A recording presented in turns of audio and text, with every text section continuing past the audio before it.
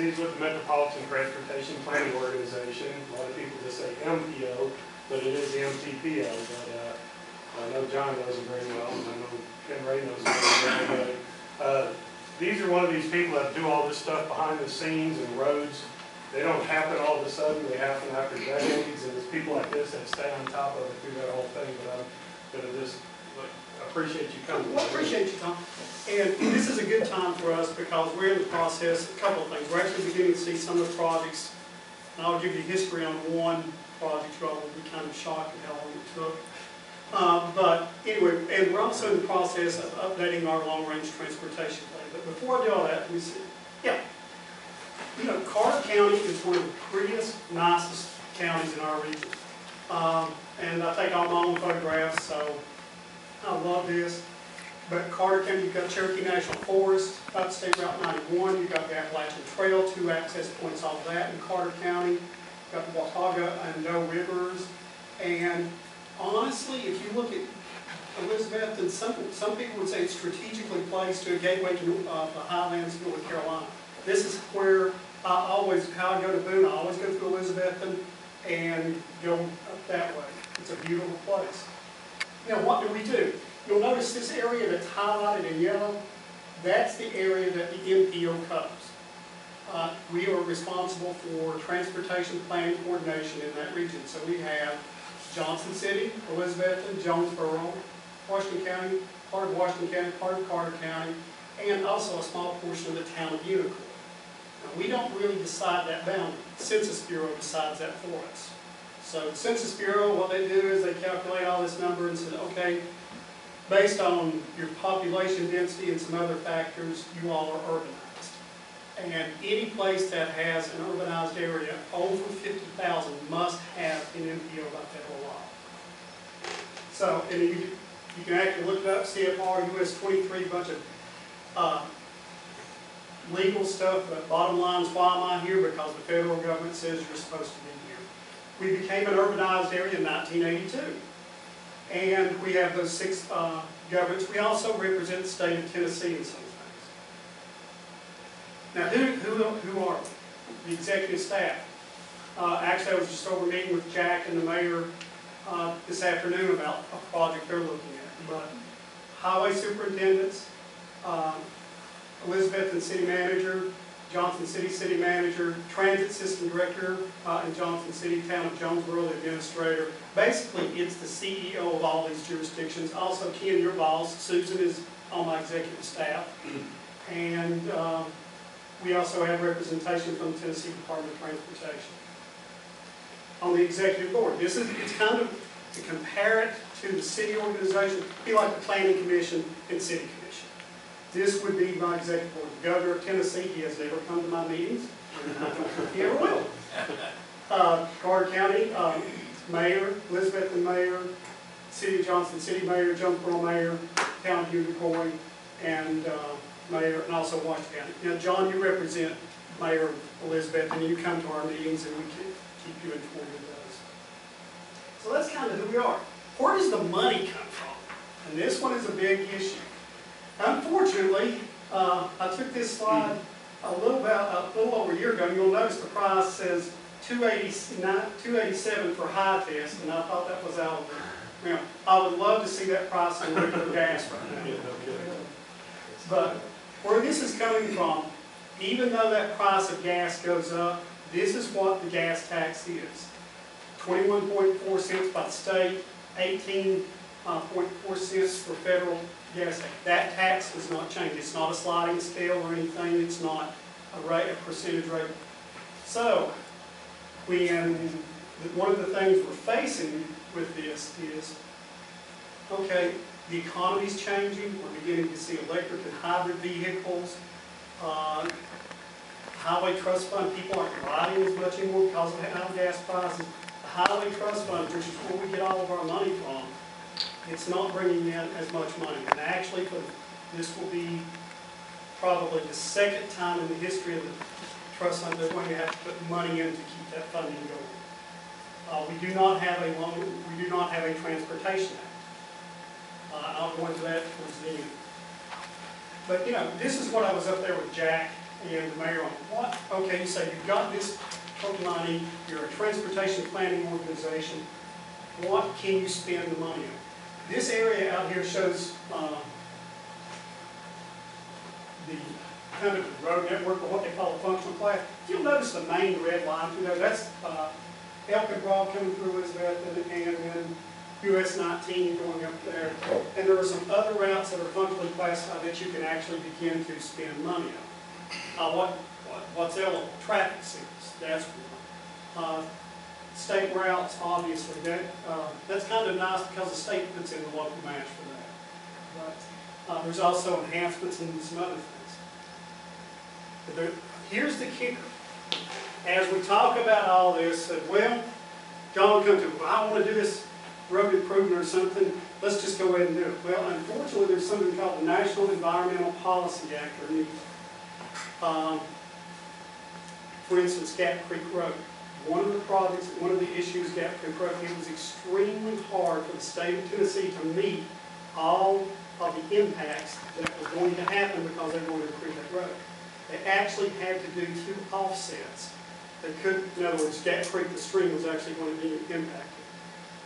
To quote, buy credits or whatever, they had to do 2 other environmental projects in other locations to offset that. And John, I believe one of them you all actually had wanted to do for a while was Mill Race. Yes. So, believe it or not, that transportation project is going to pay for the Mill Race improvement. I'm not sure exactly the details on what's going to be done. I think it's some dredging and something. Yeah, they're going to be kind of reforming the stream area and doing some improvements on the bank. So I mean, you know, from somebody who's not involved in the transportation planning aspect, you say, wow, we're actually using highway money to mitigate stream erosion.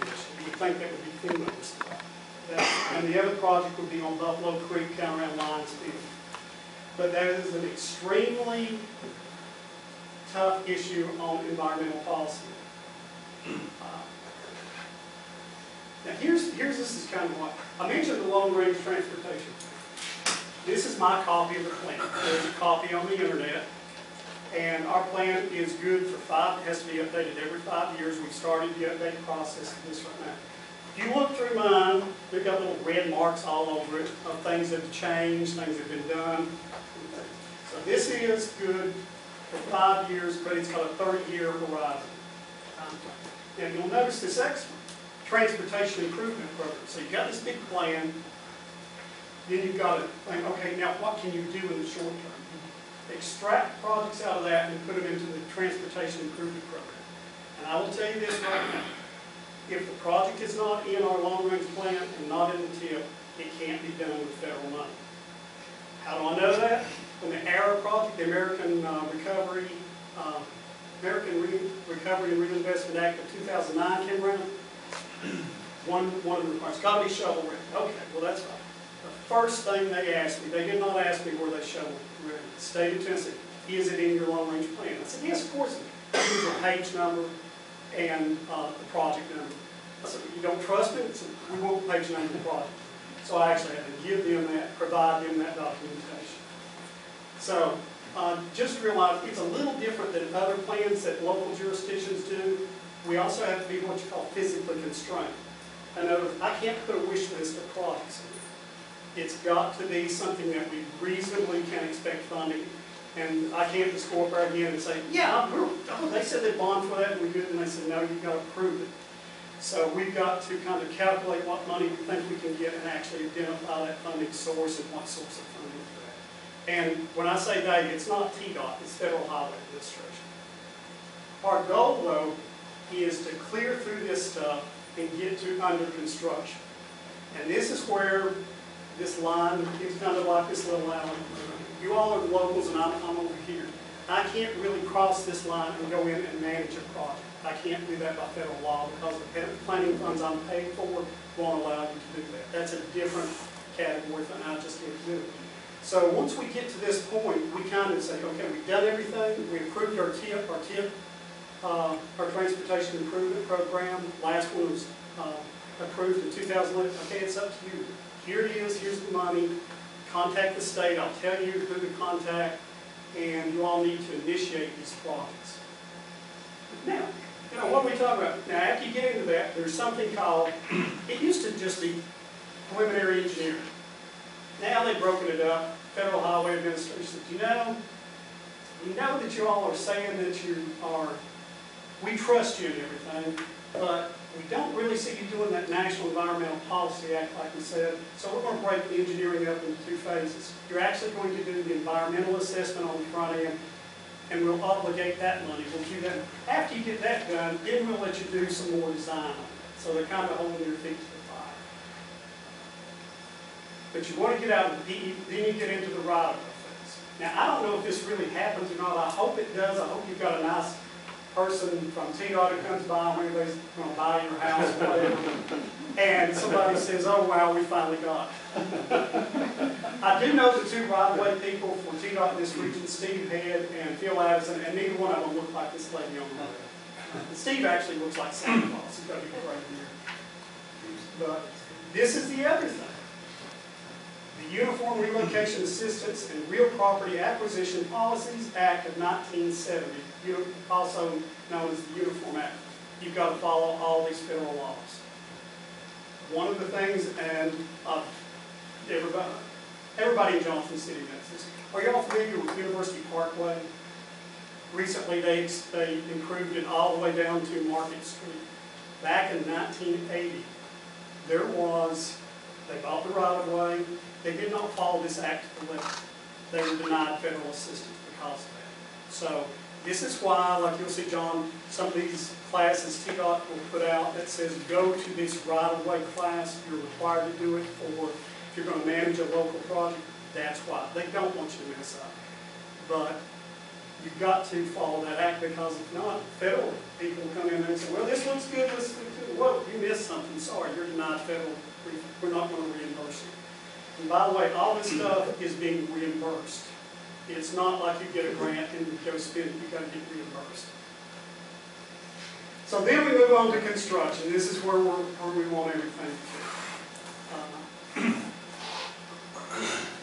Now, this goes back, some of these road projects. I took this photograph. This is actually at Happy Valley High School back in the mid-'80s. Lamar Alexander was the governor. He came up with this concept called the Quad Cities Beltway. And you're going to see in some of these road projects in here, kind of amazing. But US 32167 to I-26. This is basically the road to Elizabethton from Johnson City that gets you to the interstate. US 19E to Hampton. US 19 to 11E. And then actually part of this was the I-26 corridor, which originally was State Route 137. So those are some historical projects we've been involved in. Traffic signal synchronization project, we funded that. That was funded out of our local funds for Elizabeth. And traffic signal upgrades. Elizabethton, a lot of people like traffic signals because they are funded at 100%. So this does not come back and say you've got to put in a 20% match on the city. These are just some old historical photos. I mean, this was a pretty massive road project here that went underway. This again, the old railroad bridge, and some of the way one of the unique things they actually did, not on this particular bridge, but on the other bridge, they actually built the bridge on top of the ground, dug out from underneath it, and that's the way they built the bridge. It was kind of unique to watch. It's the reverse of what I would have ever thought. And as you can see here it is, this is gravel. We actually walked this with Lamar Alexander back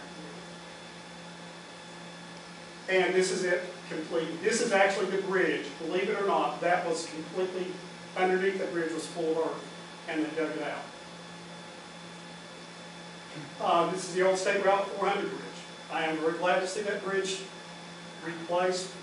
For me personally, actually I almost hit 2 people walking across it. I mean, they would literally walk across the bridge in the traffic.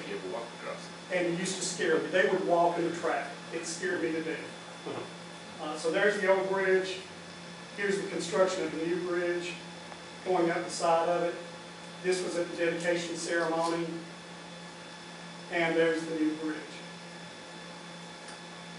This is another project, Lynn Avenue, the local section of Lynn Avenue. This was again funded at 100%.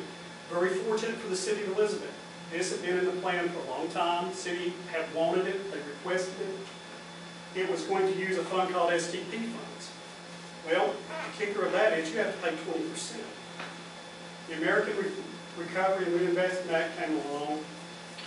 I was contacted by National, what projects do you have? And I'm looking at this one, and I'm saying, you know, we could really use that money on this, and it would save Elizabeth around $200 and some thousand of their local money they would have to pay. It actually went over by about $100,000, so you actually came out a little bit better. This was around a $1.3 million project, and it was paid for 100% federal money. And those are little things that we can do as the MTPO. We don't necessarily be able to fund some of these big state projects, but we do coordinate things, and if we see opportunities to make people aware of it. State Route 400 Lynn Avenue. This section is from the bridge back to Elk or Broad. And also, enhancement money. Linear, is it the Elizabeth? I used to know, is it called the linear path? Okay. The reason I say that, there is actually a wooden plaque somewhere that says Elizabethton Walking Trail, and I didn't know what that name was. Well, it's been called both. Yeah. Its history, so. So that's another one. And John, you're all pretty close to wrapping that or getting that one. Yeah, we are working on the final 2 sections, and we're hoping construction will start in the fall. That'd be great. And you all have building a nice river, a beautiful river. It makes a beautiful walk there. And this just shows it going into the other bridge. Now this is one project I am very thankful to see under construction. It's actually the National Historic Covered Bridge Preservation Program. Back in 2007, Elizabethton was awarded, and actually the only city in Tennessee that has been awarded this grant. Why am I happy to see this? One, it begins to get this money off the book, but also this program in the new Transportation Act, I've been told it's going to go away. So that particular caveat for that program, it'll still be eligible for other funds, but that kind of specific category, it's going to go away. So I'm very glad to see that money, and it's obligated, and y'all are doing the